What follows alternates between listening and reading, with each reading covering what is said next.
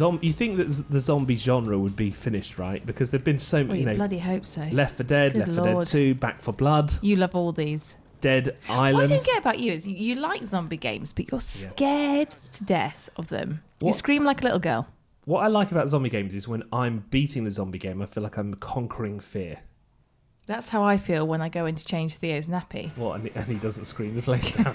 I have conquered fear itself. No, I feel like I've conquered something. That's what I'm saying. Yeah, Yes. you have conquered fear itself. Yeah. You know Deathloop, which is a game that we raved about before. Yeah. Where you kind of It's really cool.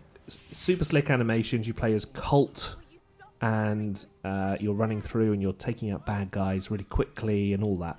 It's like that, but with zombies, and you bash the zombies a lot with anything you can find. So like a snooker cue. Cool, And I tell you what, the beginning and the opening section, the kind of the intro to the game, was probably one of the best intro to any games I've ever played since Bioshock 1, because you believe all the characters. The voice acting was absolutely next level. There's like a plane crash and you wake up and you're one of the survivors. There's a few other survivors with you and you're walking through the fuselage and there's all these dead bodies and stuff. And you literally believe you're there. And then this posh English TV anchor turns up. Oh, here we go. Hello. Is it you? No, it's you. No, oh, it's me. It's you doing your impression I'm of a a fake posho. It's you doing You're your the real impression. posh one. And she goes, oh, everything is just so believable. It's like unbelievably written. She loses her shoes and she's got an assistant and he's kind of pandering after her and you end up at her house and all this stuff. It's really, really good. I loved it. Bashing the zombies was excellent. I was loving this game. And then when you get to her house and then the zombies keep coming and then you bash them in the head again and then the next lot of zombies come and then you bash them in the head again. It's not one of the games where you have to bash them like 300 times to kill them. Yes, and that's the problem.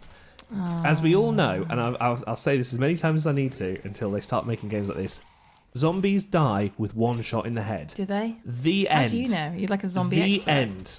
How do you know? Because that's the way that all the films work. No. If a zombie runs at you, shoot them in the head. I heard you end. had to shoot them in the head and then in the private parts. Is that how you're going to play this game? I mean, that's just what I was told as a kid. Hang on a minute. By who? Was it by strangers or by... Your parents raised you in a strange way. I grew up in a Wakefield, man.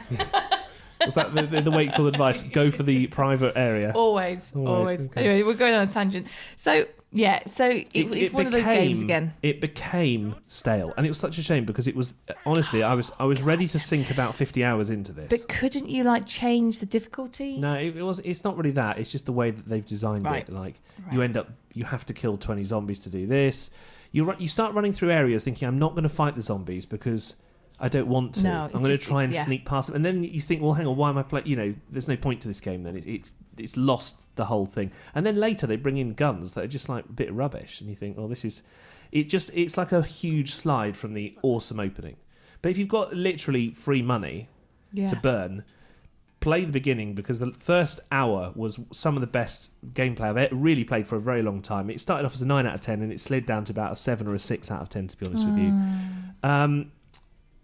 The characters were brilliant, though. So even better characters in this than in Star Wars and in Zelda. No, they were brilliant. They were brilliant. But yeah. Well done to the actors. At the end of the day, we're here to play the game, man. You can play online with 3 people, so maybe that would be a game changer a little bit. But I still think it would get boring after a while. But anyway, it's out on PlayStation, Xbox, and PC, and it's £60.